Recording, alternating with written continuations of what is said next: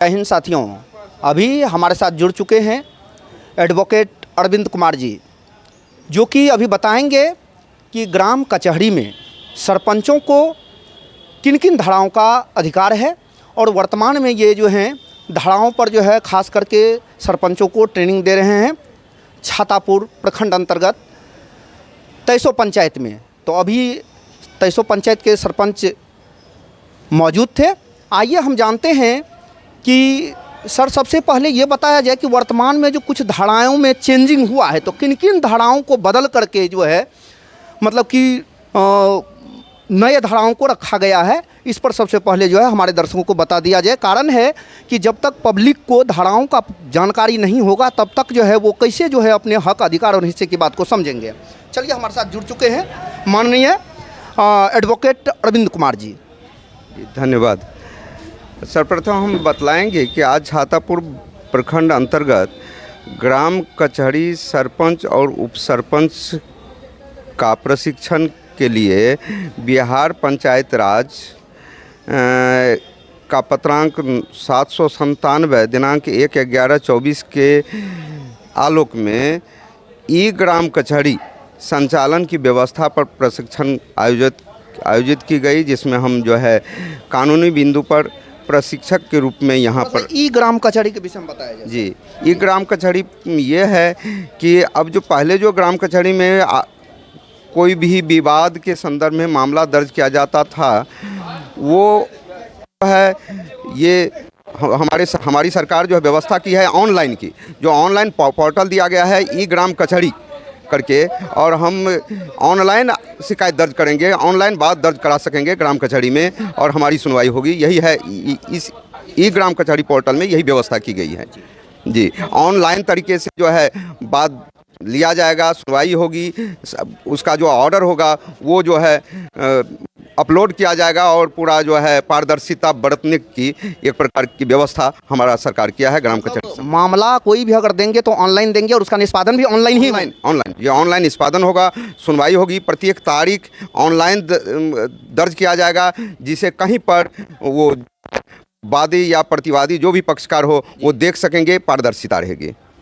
इसलिए अब इसमें जो है पहले हम लोग हमारे ग्राम कचहरी में जो है आईपीसी के सेक्शन के तहत जो है मामला दर्ज किया जाता था। अब जो है 2023 जो है बीएनएस 2023 का जो एक्ट आया है उसके तहत मामला दर्ज किया जाएगा। इसमें जो है हम लोग नए धारा में का कुछ हम अधिक करते हैं। आपको जो धाराएं हम आईपीसी के सेक्शन 140 में दर्ज करते थे वो अब नए सेक्शन 168 में दर्ज करेंगे। जो 142 में दर्ज किया जाता था आईपीसी के सेक्शन में वो 168 बीएनएस में दर्ज किया जाएगा। 143 आईपीसी के सेक्शन को 189(2) बीएनएस में दर्ज किया जाएगा। 145 आईपीसी के सेक्शन को 189(3) में दर्ज किया जाएगा। 147 आईपीसी के सेक्शन को 191(2) में दर्ज किया जाएगा। 151 आईपीसी के सेक्शन को अब बीएनएस के सेक्शन 189(5) में दर्ज किया जाएगा। 153 आईपीसी के सेक्शन को अब 192 बीएनएस में दर्ज किया जाएगा। 160 आईपीसी के सेक्शन को 194(2) में बीएनएस में दर्ज किया जाएगा। से जो है बहुत हद तक धाराओं में चेंजिंग हुआ है। अच्छा, मूल मंत्र ये कहना है कि सबसे जो मतलब कि कठोर धारा है जो सरपंच के पास लगनी है, उन धाराओं पर थोड़ा सा विस्तार पूर्वक बताया जाए सर, जो सबसे कठोर धारा है। सरपंच साहब के पास जो ग्राम कचहरी अधिनियम 2006 में दिया गया वो उसमें समाज में जो छोटे छोटे अपराध होते हैं, छोटा छोटा जो अपराध होता है उसके तहत वाद विचारण के लिए दिया गया है, जिसमें जो है 10,000 रुपये से कम के चोरी की भी बात, चोरी का जो अपराध होता है तो उस संदर्भ में भी सरपंच साहब देख सकते हैं। उसके बाद जो गाली गलौज है, जैसे पशु अत्याचार एक्ट के तहत भी सरपंच साहब देख सकते हैं। उसके बाद जो है ये क्या कहते हैं, उसके बाद सिविल केस भी देख सकते हैं, जैसे ज़मीन से संबंधित जो सिविल वाद होता है वो भी देख सकते हैं। पशु अत्याचार सिविल वाद में कहाँ तक सर? सिविल वाद में ऐसे मामले को देख सकते हैं जो जिसकी राशि संपत्ति का मूल्य 10,000 रुपये से कम हो जी।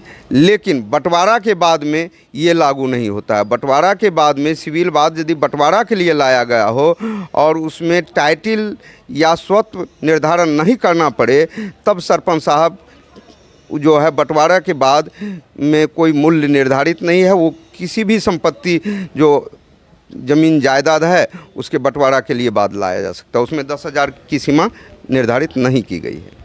तो आप समझ सकते हैं कि बहुत सारी धाराएं जो पूर्व में थी, उन धाराओं में जो है सरकार ने चेंजिंग करके उस पर जो है नए धारा लाने का कार्य किए हैं। और दूसरी बात, हमारे वकील साहब सबसे अहम बात ये बताए कि ग्राम कचहरी में अब जो आप ऑफलाइन आवेदन देने का कार्य करते थे, अब ऑनलाइन आप आवेदन देंगे और ऑनलाइन ही उसका निष्पादन भी होगा।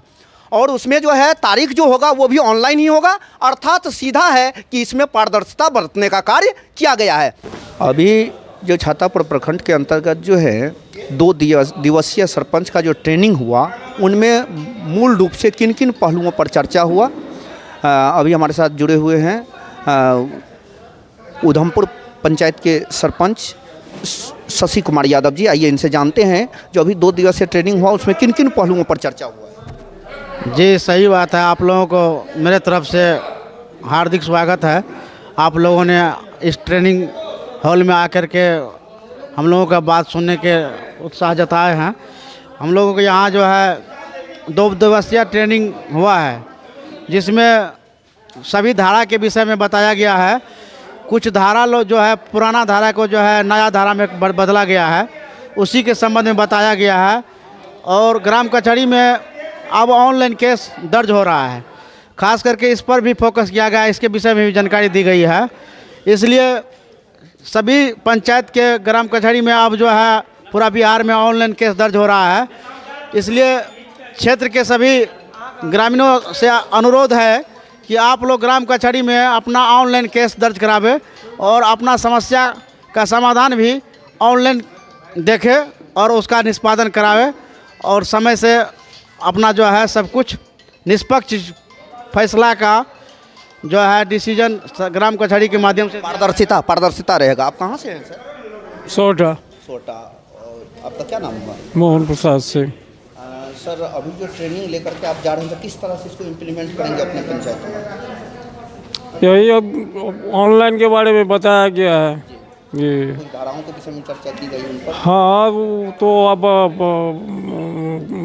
ग्राम कचहरी के जो सचिव है वो लेके जाएंगे, तो बाद में हम लोगों को हाथों हाथ मिलेगा।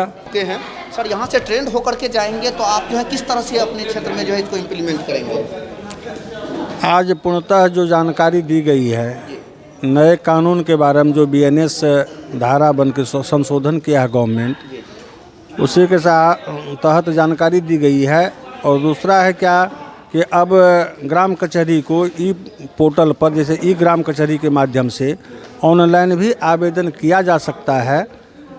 आवेदनकर्ता ग्राम कचहरी में नहीं भी पहुंचते हैं, कहीं से भी ऑनलाइन आवेदन करके ग्राम कचहरी में अपना आवेदन दे सकता है और सुलभ और सस्ता न्याय उनको दिया जा सकता है।